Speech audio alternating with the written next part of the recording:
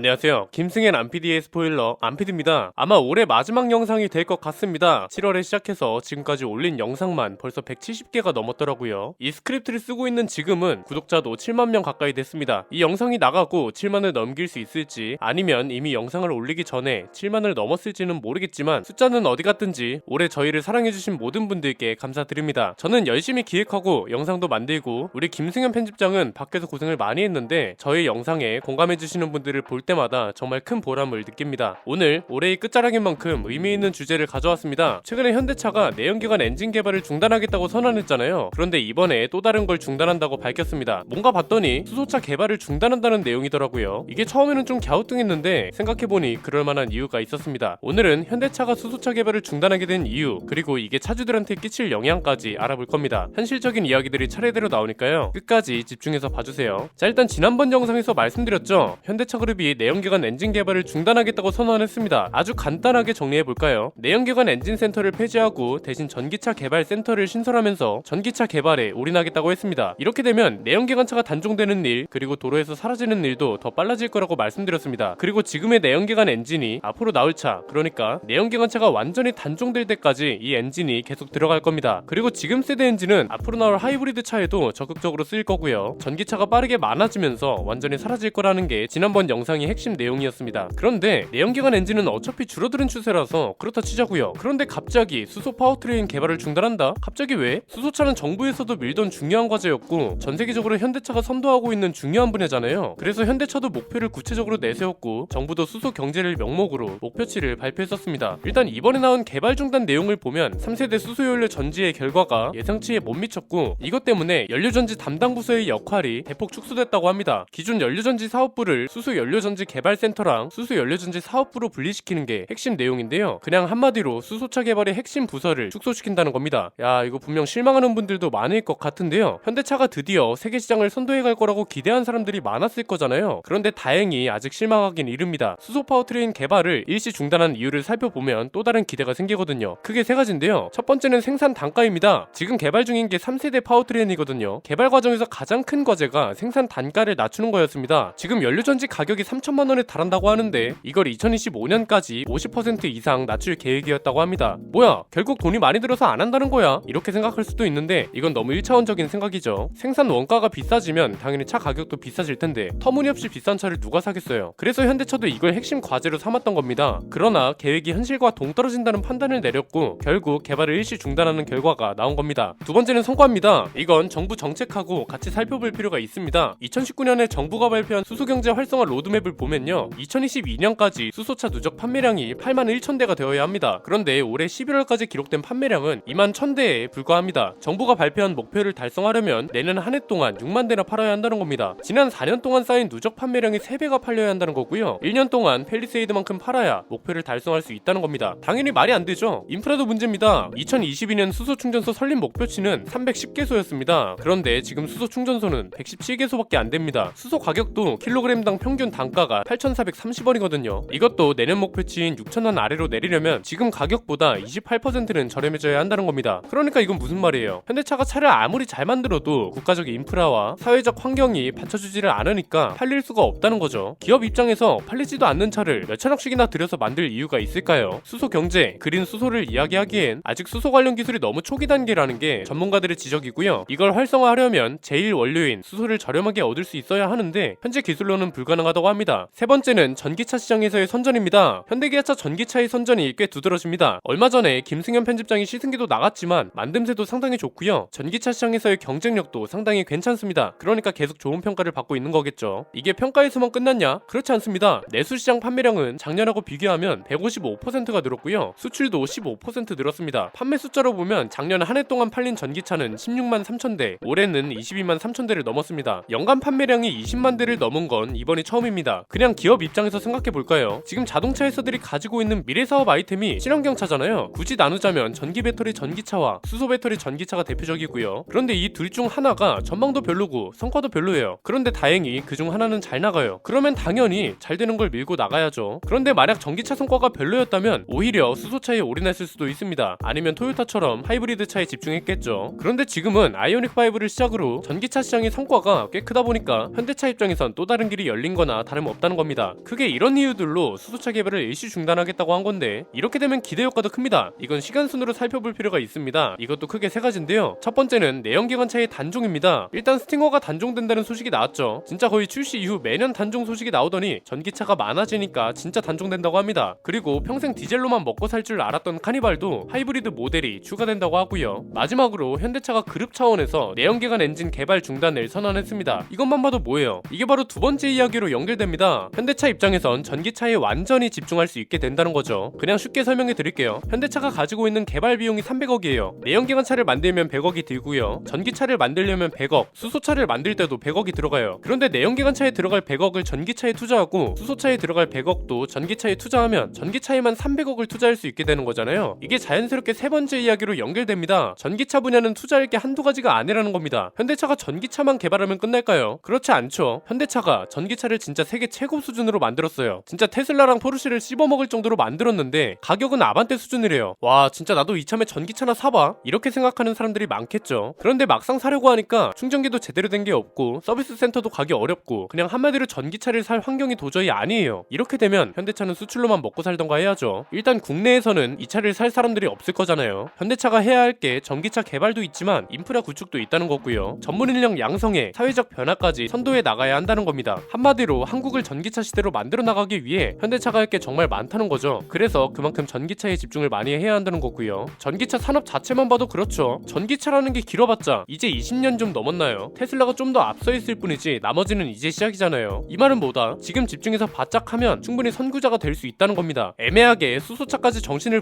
분산시켰다가 괜히 전기차 분야에서 뒤처지면 어떡해요? 차라리 전기차에만 집중을 해서 속도를 높이자는 전략으로 볼 수 있다는 거죠. 이렇게 되면 차주들한테도 좋습니다. 일단 살 수 있는 전기차가 많아질 겁니다. 지금 대중적인 전기차는 아이오닉5하고 EV6가 전부죠. 이건 둘 다 해치백이고요. 가뜩이나 한국에서 인기 없는 해치백인데 이렇게 인기가 있다는 것도 대단한 겁니다. 앞으로는 세단을 시작으로 대형 SUV까지, 그러니까 한국 소비자들이 좋아하는 차들이 훨씬 많아질 거니까 소비자들을 기분 좋게 할 만한 선택지들이 많아질 거고요. 전기차 충전 서비스도 월등히 좋아질 겁니다. 제가 여러 번 말씀드렸죠. 전기차 차주들이 충전소가 부족하다는 말은 공감 못해도 제대로 관리되고 있는 충전기가 없다는 말에는 공감한다고요. 업체가 보조금을 받을 목적으로 설치만 하고 이후에는 관리를 제대로 안 해서 충전 이상 고장률이 55%에 달한다고 하잖아요. 그런데 현대차 EP 써보신 분들은 알 겁니다. 충전이 편리할 뿐 아니라 관리도 잘 되어 있고요. 카톡으로 충전 현황도 알려주고 서비스 자체가 차원이 다릅니다. 회원가입해서 쓰면 충전 비용도 저렴하고요. 전기차 충전소랑 개별 충전기까지 우리나라는 아마 현대차가 EP 브랜드로 독점할 겁니다. 전문 인력도 많아질 겁니다. 지금은 서비스 센터에 전기차 전문 인력이 많지 않아서 간단한 수리도 대기 기간이 상당합니다. 그냥 간단하게 헤드램프를 교체하는 것도 전기차 담당 정비사한테 배정이 되어야 하기 때문에 대기 기간이 길어질 수밖에 없습니다. 현대차가 나서기 시작하면 정비소 인력과 비중도 전기차가 내연기관차만큼 비슷해질 겁니다. 지금은 전기차 정비를 배우는 사람이 그렇게 많지 않습니다. 그럴 수밖에요. 지금 당장 기업에서 필요로 하지 않고 이건 그만큼 일자리가 없다는 거잖아요. 그런데 현대차 그룹이 전기차 전문 정비사를 대규모로 채용해요. 그리고 정부가 전기차 전문 인력 양성에 힘을 써요. 이렇게 되면 일자리가 많아지고 이 일자리에 지원하고자 하는 사람들도 많아지다 보니까 자연스럽게 인력도 많아지겠죠. 인력 시장도 그만큼 커질 거고요. 이런 선순환 구조에 현대차가 중심에 서 있다는 걸 부정할 수 없는 상황이라 내연기관 엔진 개발을 중단하고 수소차 개발을 일시 중단한다는 선언이 저는 개인적으로 반갑습니다. 그만큼 전기차 사업에 집중할 수 있게 됐다는 거고 이건 곧 시장을 선도해 나가려고 최선을 다하고 있다는 소리가 되니까요. 무엇보다 차주들이 체감할 만한 변화가 빠르게 온다는 소리이기도 해서 앞으로 눈에 띄는 변화가 굉장히 많을 것으로 보입니다. 올해 막바지에 앞으로 일어날 미래 전망에 대한 이야기를 할 수 있게 되어서 저 나름대로도 상당히 뜻깊은 주제였던 것 같습니다.